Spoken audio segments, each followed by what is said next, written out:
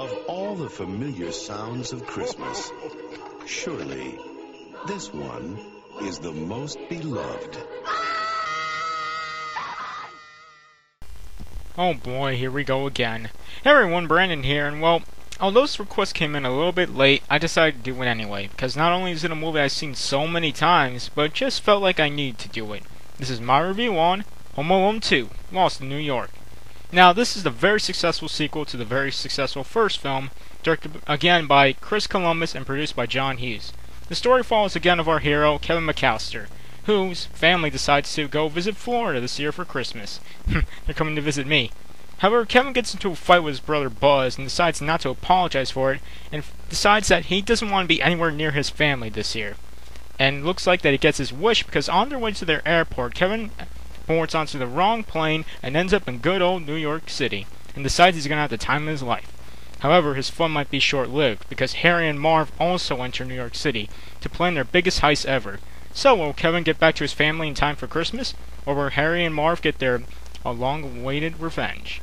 This is a decent sequel to the very first successful film, Home Alone. I mean, all your favorite actors are here. Of course, Macaulay Culkin playing Kevin McAllister, Joe Pesci playing Harry, and Daniel Stern playing Marv. They're all in their best performance here. But there's also some new actors. For instance, Tim Curry is in this film playing a sleazy hotel manager, and there's even a guest appearance of Rob Schneider, because apparently he didn't have anything else to star in at the time. And also, it's said that Donald Trump is in this movie somewhere, but I've watched this like 100 times and I still haven't seen him. So if someone can point that out to me, please, I would be very grateful. The movie is just as funny as the first film. I mean, with Harry and Marv falling for the same traps and gags that Kevin sets up for them. But this also brings me to the first problem with the movie. I mean, not a problem that everyone else has, but just my own personal problem. Is it just me, or does it seem that the traps are a little bit similar to that of the first movie? Now, I know that some of them are more modified, so there can be an extent on the injuries that these two suffer, but it just seems that they took one of the traps from the first movie, put in the second movie because they couldn't think of anything else to do with it. I mean, come on. Also, as famous critic Roger Ebert pointed out, some of the traps seem a little bit cartoonish, and most of them very, very painful.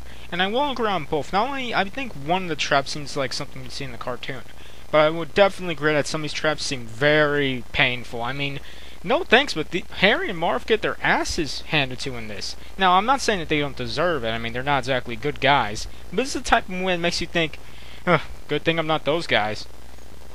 Now, just because this film was funny doesn't also mean that it isn't heartwarming. I mean, we really see this with Kevin McAllister at the very beginning of the movie, where he claims that I don't want to see my family, I'm having such a good time in New York. But as the movie progresses, he slowly starts to miss his family and realizes that it really isn't the same without them on Christmas.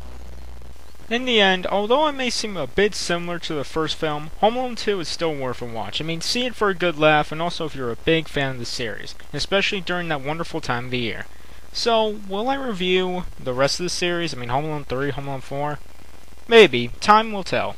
And so with that, I'd like to thank you all for watching this review. I'd like to thank FireBallFalcon for the request. I mean, I'd actually like to thank him personally because I needed one more movie to review for December, and he gave me that film, so thank you. And I'll see you all next time.